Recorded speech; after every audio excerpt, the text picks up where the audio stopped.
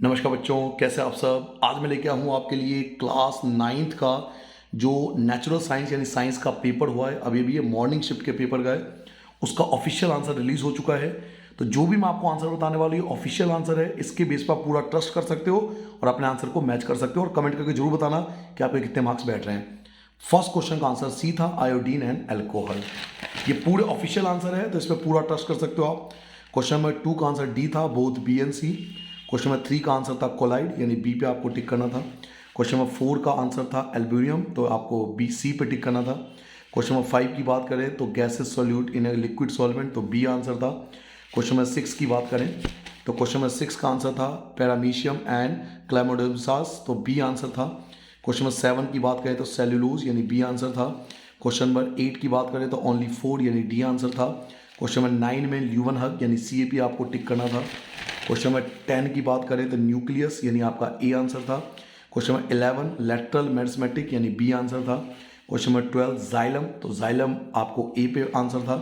Question number 13 का answer था पेनकाइमा कॉलिनकाइमा स्केलेनकाइमा, यानी डी पे टिक करना था। क्वेश्चन नंबर 14 में था स्केलेनकाइमा टिश्यू, यानी डी पे आपको टिक करना था। क्वेश्चन नंबर 15 की बात करिए, डायग्राम वाला क्वेश्चन था, तो इसमें आपका ए आंसर था गार्ड सेल, क्लोरोप्लास्ट और एपिडर्मिस सेल, तो इसका आंसर ए था। क्वेश्चन नंबर 15 की बात करें, जो दृष्टिबाधित बच्चे थे उनका आंसर भी ए ही था। क्वेश्चन नंबर 16 की बात करें तो मीटर पर सेकेंड ए आंसर था।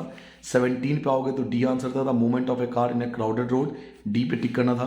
क्वेश्चन नंबर 18 की बात करें तो 2y और 0, इट मीन्स ए इसका आंसर था।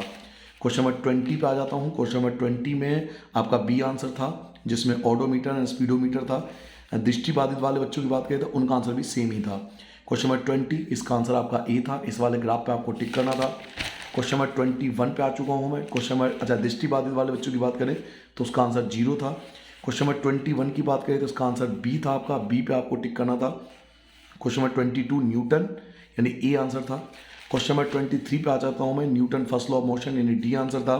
क्वेश्चन नंबर 24 की बात करें तो फोर्स आंसर था, यानी आपको सी पे टिक करना था। क्वेश्चन नंबर 25 की बात करें तो उसका आंसर ए था, a compound is heterogeneous in nature, तो ए पे आपको टिक करना था 25 में।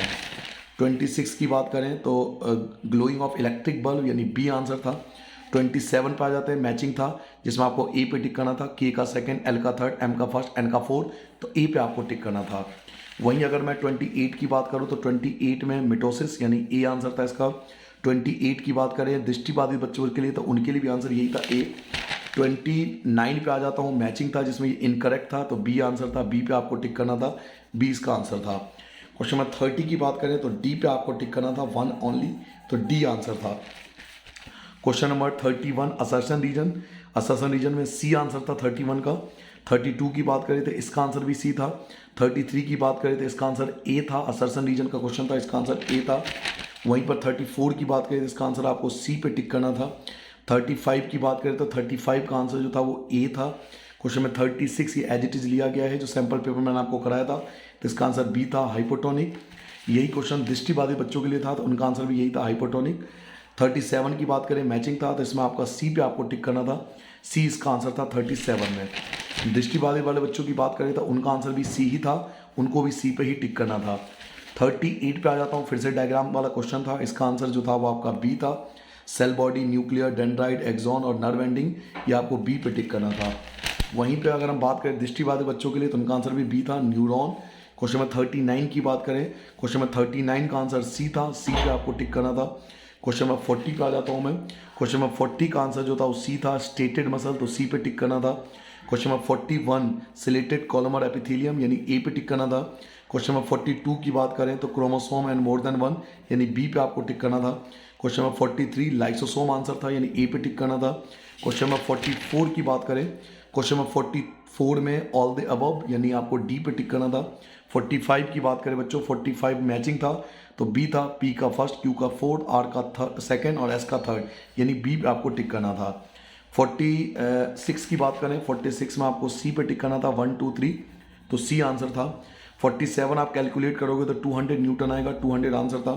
48 अगर आप देखोगे तो 0 आंसर आएगा इसका, तो 0 पे आपको टिक करना था।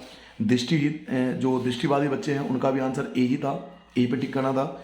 उसके बाद आपका केस स्टडी शुरू हो गया था, तो केस स्टडी आपको दिया हुआ था, ये आपको ग्राफ के फॉर्म में दिया हुआ था। 49 में आप टिक करोगे तो सी पे टिक करके आपका सी आंसर आता। वहीं पे अगर आप 50 की बात करें तो 50 में आंसर आपका ए था, ए पे आपको टिक करना था।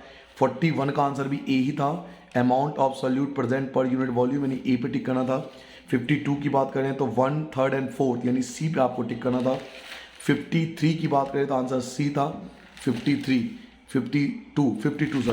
का आंसर मैं बता दिया, सी था आपका ऑलरेडी।